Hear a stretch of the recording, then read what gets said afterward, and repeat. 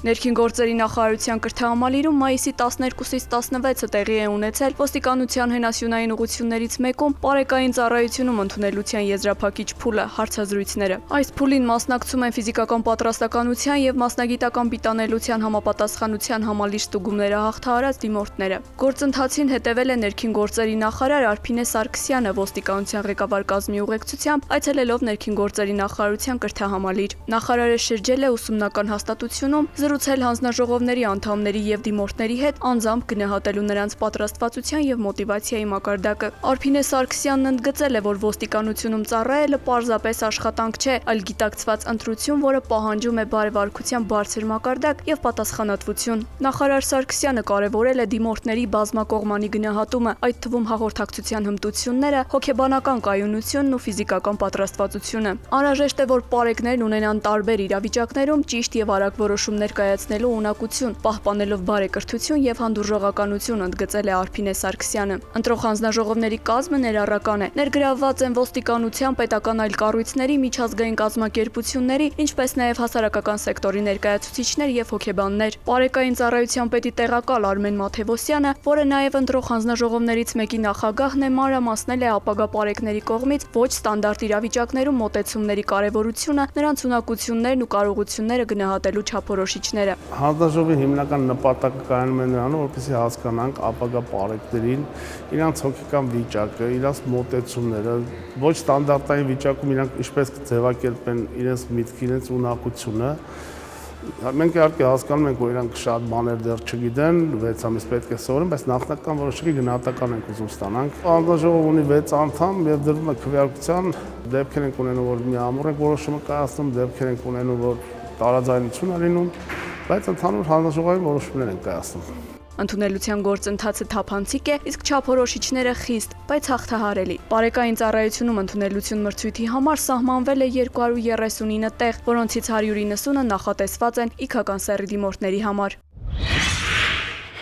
Ներքին գործերի նախարար Արփինե Սարգսյանի գլխավորությամբ տեղի է ունեցել աշխատանքային քննարկում կենսաչափական անձնագրերի եւ անձը հաստատող այլ փաստաթղթերի դիզայնին եւ կոնցեպտին վերաբերող հարցերի վերաբերյալ։ Մասնակցել են Հայաստանում կենսաչափական անձնագրերի եւ նույնականացման քարտերի նոր համակարգի ներդրման պետություն մասնավոր գործընկերության ծրագրի շրջանակում դիզայնի աշխատանքային խմբի անդամները եւ կենսաչափական համակարգի ներդրման մրցույթը հաղթած Հայփաս ընկերության մասնագետները։ Նախարար Սարգսյանը նախանշել է անվտանգային եւ էսթետիկ ձևավորման մոտեցումներ, տալով ընդհանրական ցուցումներ եւ ուղղորդումներ։ Գործընկերները ներկայացրել են առաջարկվող կոնցեպտը, անվտանգային պաշտպանիչ շերտերի նշանակությունը եւ ձևավորումը։ Քննարկման առարկա են դարձել նաեւ անձնագրի եւ անձը հաստատող այլ փաստաթղթերի կառուցվածքային բաղադրիչներին վերաբերող հարցեր։ Միջգերատեսչական հանձնաժողովը քննարկելու եւ հաստատելու է բոլոր բաղադրիչները, ապա ներկայացնելու է փաստաթղթերի նախնական տարբերակներ։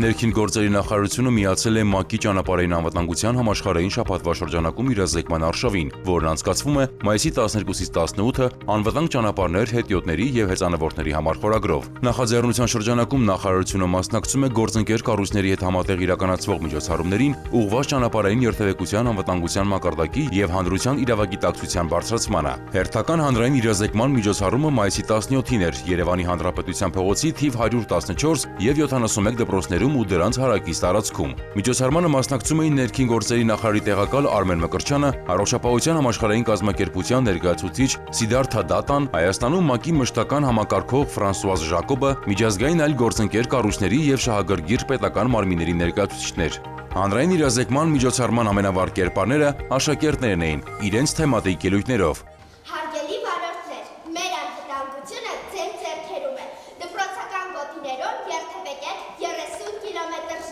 արագությամբ։ Սա մեզ համար անչափ կարևոր է։ Եկեք միասին աշխատենք, որպեսզի քայլերը դարձնենք անվտանգ։ Հետևեք դպրոցի տարածքում գտնվող ճանապարհային նշաններին։ Դրանք մեզ պաշտպանելու համար են։ Նշանները լավ սերտենք, գոտներներ գուշացեք։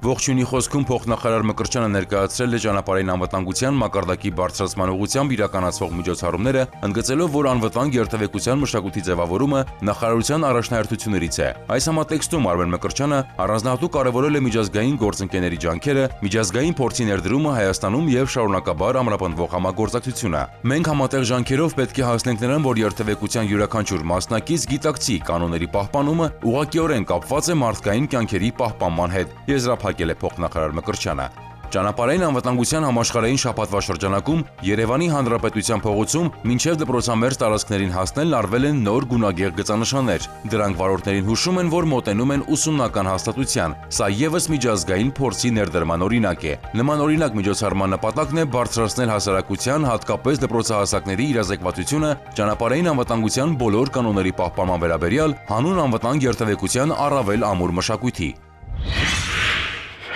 Ապրիլի 15-ին համայնքային ոստիկանության Արաբկիրի բաժնում ստացվել էր հաղորդում, որ Opel Magnish-ի մի մեքենայից գողացել են ռուսական համարանիշը եւ թողել Telegram-ի հասցե։ Առաջին դեպքը չէր եւ մեխանիզմը նույնն էր։ Գողությունից հետո տուժողը Telegram-ի միջոցով կապ է հաստատում հափշտակողի հետ։ Վերջինս համարանիշը վերադարձնելու դիմաց պահանջում է որոշակի գումար, իսկ ստանալուց հետո վերադարձնում համարանիշները։ Ընդ որում առավելապես թիրախ են ընտրվել ռուսական համարանիշները։ Այս եւ գրանցված այլ շորթումների հանգամանքների համադրմամբ եւ ձեռնարկված օպերատիվ հետախուզական մանրակրկիտ միջոցառումների արդյունքում Արաբկիրի համայնքային ոստիկանները ստացան տեղեկություն, որ շորթման նպատակով համարանիշի գողությունը կատարել է օտարերկրյա քաղաքացի 45-ամյա մի տղամարդ։ Արաբկիրի համայնքային ոստիկանները Բակերում կազմակերպեցին դարանակալումներ։ Մայիսի 13-ին ժամը 5:20-ին մայրաքաղաքի Վիկտոր Համբարձումյան փողոցում նա հայտնաբերվեց, ձերբակալվեց եւ տեղափոխվեց բաժին։ Ձերբակալվածն ու կազմված փաստաթղթերը ներկայացվեցին Արաբկիր վարչական շրջանի քննչական բաժին։ Հետագա գործողություններով իրավապահները հնարավորինս ամբողջացրին վերջին շրջանում 45-ամյա տղամարդու ծավալած հանցավոր գործունեության ժամանակագրությունը։ Պարզվեց, որ ապրիլի 15-ին նա գողացել էր նաև Mitsubishi մեքենայի համարանիշը եւ թողել Telegram-ի հասցե։ Նույն օրը նույն բախտին էին արժանացել ռուսական համարանիշներով եւս 3 ավտոմեքենայի տերեր։ Ավտոմեքենաների մեկական համարանիշ էր հափշտակել նաև մարտի 29-ին, մայիսի 5-ին եւ 7-ին, ու սա դեռ ամբողջը չէ։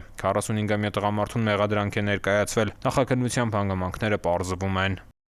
Ծանուցում ենթադրյալ հանցանքի մեջ կասկածվողը կամ մեղադրվողը համարվում է անմեղ, քանի դեռ նրա մեղավորությունը ապացուցված չէ Հայաստանի Հանրապետության քրեական դատավարության օրենսգրքով սահմանված կարգով, դատարանի օրինական ուժի մեջ մտած դատավճռով։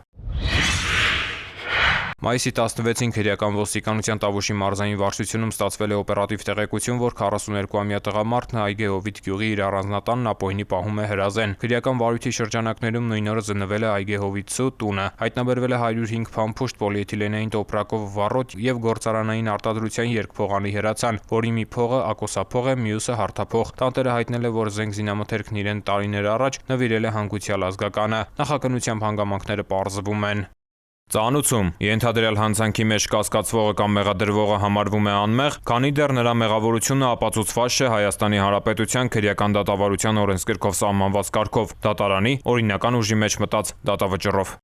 Հարգելի քաղաքացիներ, roadpolice.am համակարգում էլեկտրոնային ծանուցումը ակտիվացնելու դեպքում տեսալուսանկարահանող սարքերով արձանագրված տուգանքի գումարը կարող եք վճարել 20%-ով պակաս։ Կարևոր է իմանալ, որ 20% բոնուսային բաղադրիչի կիրառման էլեկտրոնային ծանուցման եղանակը չի փոխարինում SMS ծանուցմանը։ Տեսալուսանկարահանող սարքերով արձանագրված խախտումներով, եթե օրինակ պետք է նշանակվեր 10,000 դրամ տուգանք, ապա ծանուցումն էլեկտրոնային եղանակով ստանալու դեպքում կկիրառվի բոնուսային նվազեցում եւ տուգանքի չափը կկազմի 8000 դրամ։ Օգտվեք թվային լուծումներից եւ վճարեք 20%-ով պակաս։